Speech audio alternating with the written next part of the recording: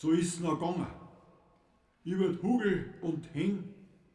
Und wie es zu Elisabeth gekommen ist, rennt ihr die schon entgegen. Hat Arm ausgebreitet und gesagt, Maria, mein Basel, vor Freude hat's fast gewarnt. Dass du zu mir kommst, das hätte ich nicht gemeint. Im Traum ist mir ein heiliger Engel erschienen, der hat gesagt, du wirst den Erlöser bringen.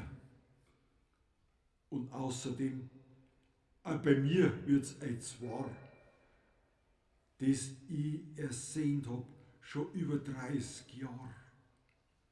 Der Zacharias, mein Mo, will's noch nicht glauben, weil wir doch all zwar schon so im Alter sind.